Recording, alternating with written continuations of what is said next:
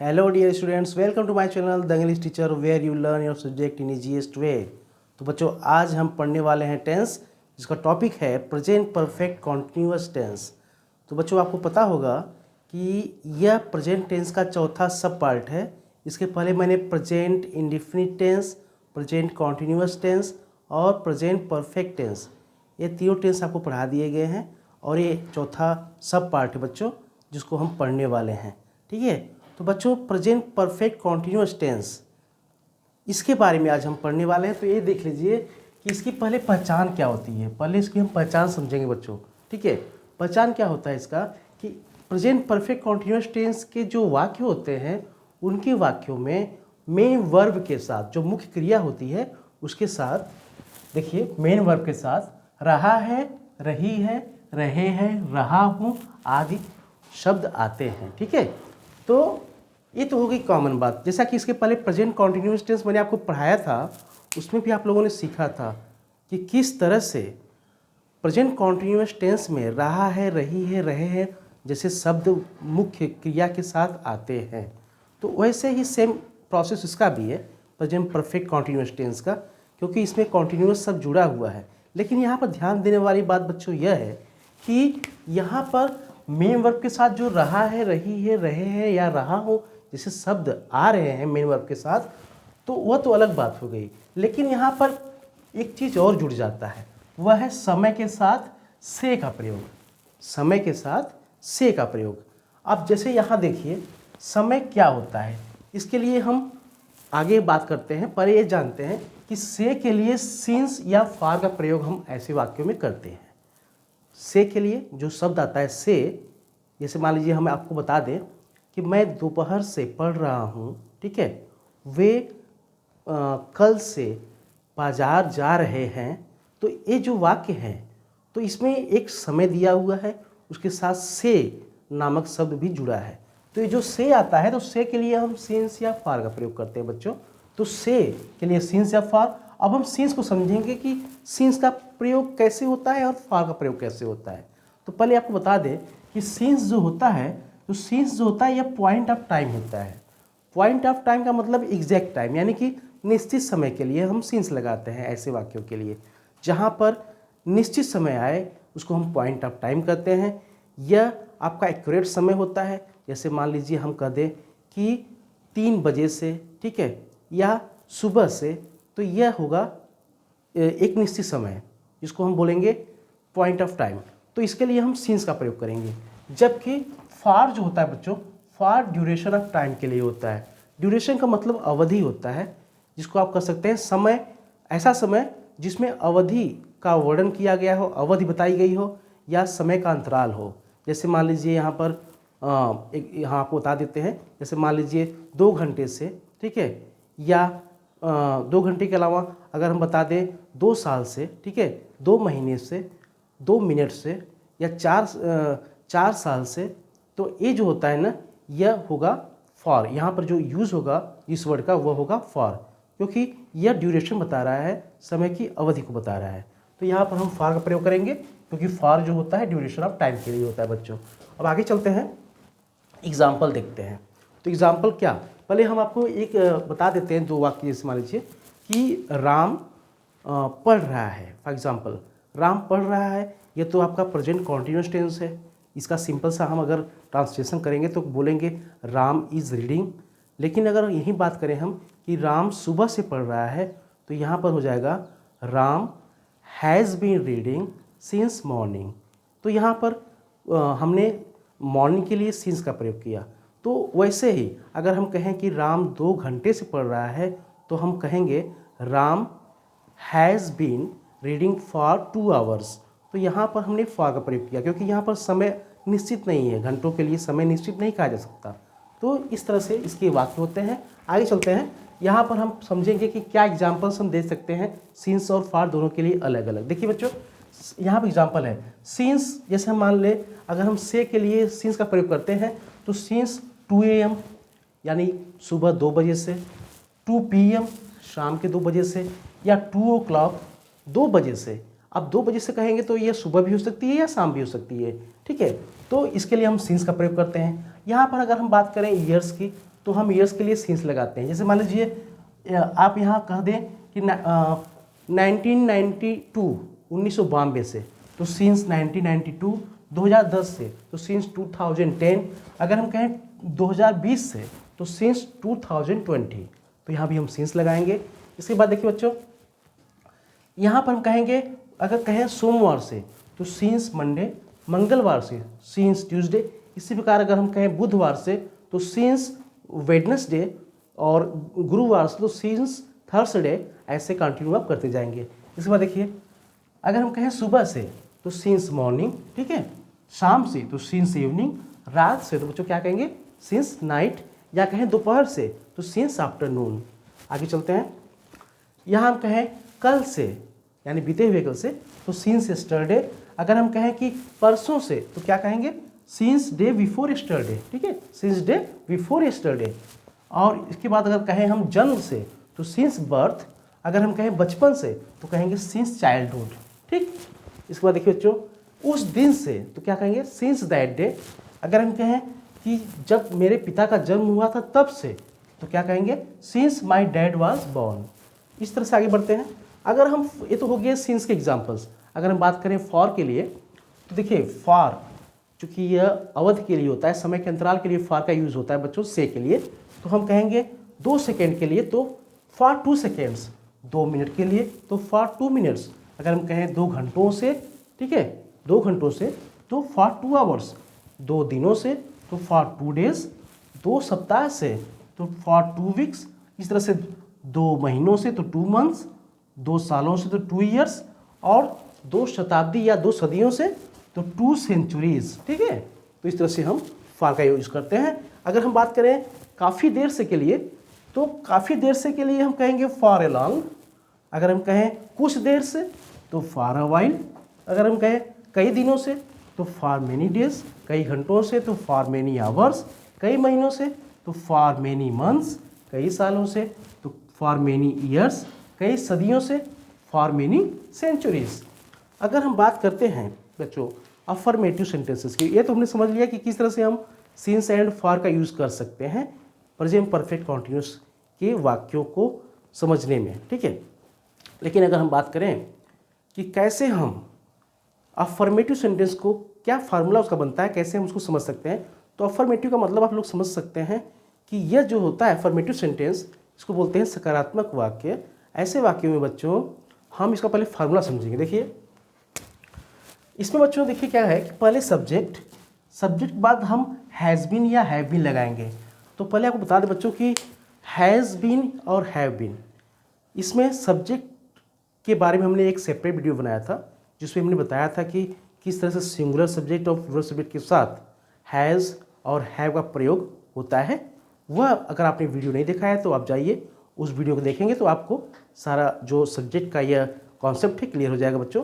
तो इसमें आपको बता दें कि सब्जेक्ट जो होता है, अगर मान लीजिए थर्ड पर्सन सिंगुलर सब्जेक्ट है तो उसके साथ हम हैज़ बीन लगाएंगे, बाकी जितने अदर सब्जेक्ट्स हैं उनके साथ हम हैव बीन ही रहने देते हैं, ठीक है। तो सब्जेक्ट के बाद हैज़ बीन या हैव बीन, उसके बाद बच्चों वर्ब की फर्स्ट फॉर्म, उसके बाद आईएनजी जोड़ते हैं, उसके बाद ऑब्जेक्ट लिखते हैं, ऑब्जेक्ट के बाद सिंस या फॉर, ठीक है, समय के अनुसार, और उसके बाद हम समय लिख देते हैं, चाहे वो कोई भी समय हो, घंटों से हो या सुबह से हो या वर्ष से हो, कोई भी अगर समय दिया हुआ है एग्जैक्ट टाइम वो हम लिख देते हैं।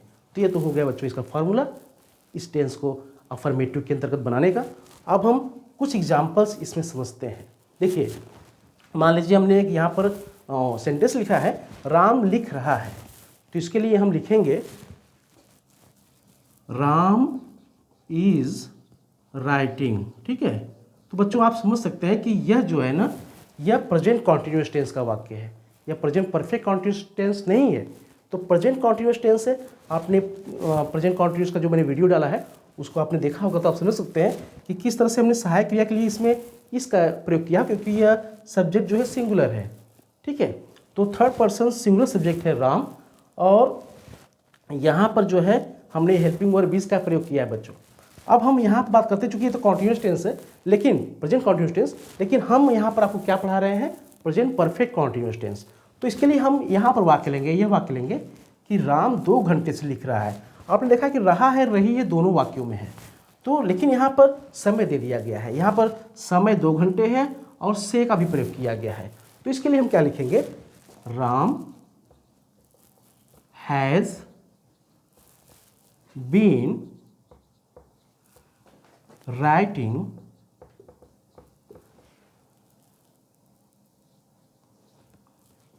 देखिए राइट के साथ आईएनजी फॉर्म जुड़ गया है, ठीक है। राइटिंग, यहाँ पर समय दिया है 2 घंटे से, तो यहाँ पर घंटों के लिए हमने क्या बताया आपको, फॉर का प्रयोग होता है। तो राइटिंग फॉर 2 आवर्स, 2 घंटे से है ना, तो 2 आवर्स, ठीक है। उसी प्रकार से अगर हम बच्चों आपको बताएं कि अगर हम प्लूरल की बात करें, प्लूरल सब्जेक्ट की, तो हम उसका भी आपको एक सेंटेंस दे रहे हैं। देखिए बच्चों, आपको प्लूरल सब्जेक्ट का भी एक सेंटेंस दे रहे हैं।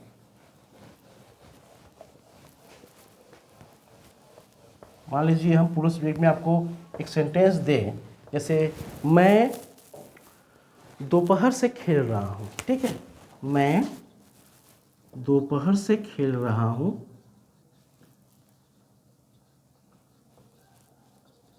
तो इसका हो जाएगा आई हैव, क्योंकि देखिए बच्चों यह जो है, जो आई है, ये फर्स्ट पर्सन का सिंगुलर सब्जेक्ट है। तो इसको आप समझ लीजिए, मैं दोपहर से खेल रहा हूँ, तो आई हैव बीन प्लेइंग, कब से है, यह दोपहर से है।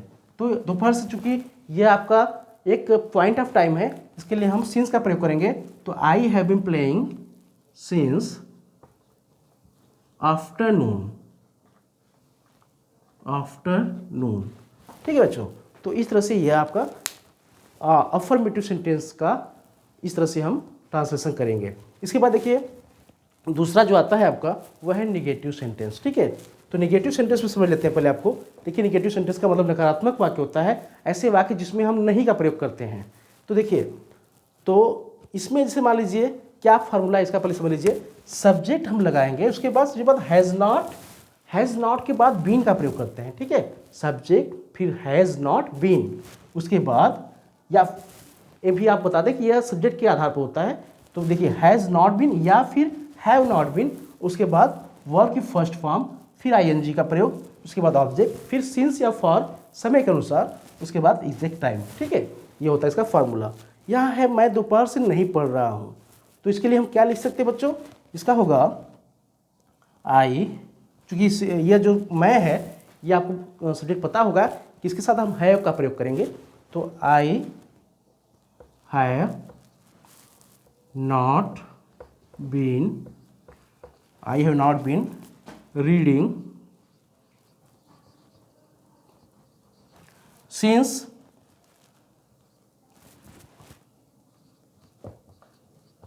सॉरी, यहाँ पर क्या दिया हुआ है, दोपहर से, तो सिंस आफ्टरनून, ठीक है बच्चों। तो ये आपका निगेटिव सेंटेंस इस तरह से बनता है। आगे देखेंगे हम, अगर इस तरह से वाक्य और दूसरे वाक्य आए, जैसे मान लीजिए कि राहुल 3 दिन से, है ना, 3 दिन से खाना खा रहा है, तो क्या होगा इसका, देखिए राहुल खाना नहीं, चूंकि ये निगेटिव सेंटेंस है तो खाना नहीं खा रहा है, तो राहुल 3 दिन से खाना नहीं खा रहा है। तो Rahul has not been eating for 3 days, ठीक है। Rahul has not been eating for 3 days। अगर हम इस तरह के निगेटिव सेंटेंस को बनाते हैं तो हमें ये ध्यान रखना पड़ता है कि सब्जेक्ट आपका सिंगुलर है या प्लूरल है, ठीक है। तो आप समझ चुके होंगे कि यहाँ पर जैसा बताया गया कि आई के साथ है होता है, तो यहाँ पर उसके अनुसार आपका सेंटेंस बना, और राहुल के साथ हैज़ का प्रयोग होगा, तो उसके साथ आपका यह सेंटेंस बना। अब हम बात करेंगे इंट्रोगेटिव सेंटेंसेस की, ठीक है बच्चों।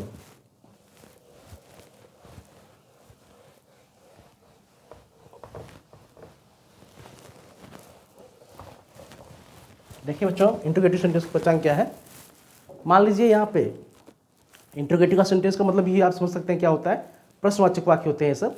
तो प्रश्नवाचक वाक्यों में आप ये कॉन्सेप्ट समझिए पहले इसका फॉर्मूला, कि आपने पिछली वीडियो देखी होगी तो उसमें हमने बताया था कि किस तरह से जो क्वेश्चन वर्ड होते हैं, अगर वाक्य में के बीच में प्रश्न पूछे जाते हैं तो किस तरह से पहले हम उसकी इंग्लिश लिखते हैं, ठीक है। तो उसको बोलते हैं हम WH टाइप क्वेश्चंस, ठीक है। तो हम फार्मूला जो इसका है हम उसी से शुरू करते हैं। देखिए WH टाइप क्वेश्चन जो होगा उसके बाद हैज़ या हैव का प्रयोग करेंगे, इसके बाद जो है सब्जेक्ट लिखते हैं, उसके बाद अगर वाक्य में नहीं का प्रयोग होगा तो उसके लिए हम नॉट लिखेंगे, ठीक है। और उसके बाद बीन का प्रयोग होगा और बीन के बाद वर्ब का फर्स्ट फॉर्म, उसके बाद ING, उसके बाद बच्चों ऑब्जेक्ट, उसके बाद समय के अनुसार सिंस या फार का प्रयोग करेंगे, फिर टाइम का यूज होगा बच्चों, ठीक है। एग्जाम्पल देखिए, राम 2 घंटे से कहाँ घूम रहा है, ठीक है। यहाँ है ना, राम 2 घंटे से कहाँ घूम रहा है, इसका क्या होगा, कहाँ के लिए हम वे लिखेंगे, क्योंकि यह राम जो है बच्चों सिंगुलर सब्जेक्ट में आता है, तो इसके लिए हम लिखेंगे हैज़ का प्रयोग करेंगे। तो वेयर हैज़, फिर सब्जेक्ट का प्रयोग, राम है ना, कहाँ घूम रहा है, वेयर हैज़ राम बीन, ठीक है, वॉकिंग,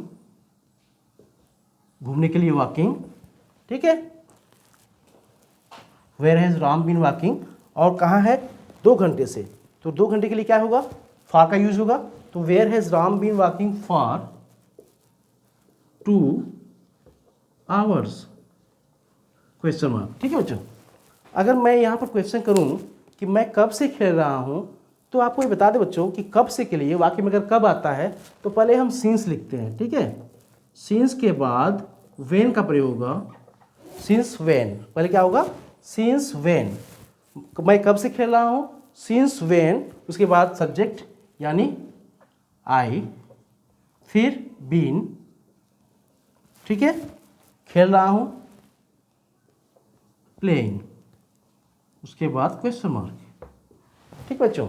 तो यह था हमारा जो है आज का यह वीडियो, जो आधारित था आपका प्रेजेंट परफेक्ट कॉन्टिन्यूअस के ऊपर, जिसमें हमने आपको अफर्मेटिव, नेगेटिव और साथ ही साथ इंटरोगेटिव सेंटेंसेस की पहचान और उनके फार्मूलेज को बताया गया आपको, ठीक है, उसको समझाया गया। साथ ही साथ बच्चों इसमें सिंस और फार का प्रयोग कैसे होता है आपको हमने समझा दिया है। आशा है आपको ये बातें समझ में आ गई होंगी जो समझाया गया है। और इसके बाद हम नेक्स्ट वीडियो में पास्ट इंडिफिनिट, जो कि आपका जो है पास्ट टेंस का एक अलग टॉपिक होगा, तो उसका जो फर्स्ट सब पार्ट होगा पास्ट इंडिफिनिट टेंस, उसके ऊपर वीडियो लेकर आएंगे। तब तक के लिए आप प्रैक्टिस करते रहिए, क्योंकि practice makes a man perfect जैसी कहावत है कि निरंतर अभ्यास से ही आपकी जो ये योग्यता है वो निखरती है। तो इसमें आपको निरंतर प्रैक्टिस करते रहना है, ताकि आपको सारे के सारे जो भी कॉन्सेप्ट है वो अच्छे से क्लियर हो जाएंगे। सिंस देन हम चलते हैं और नेक्स्ट वीडियो में मिलते हैं।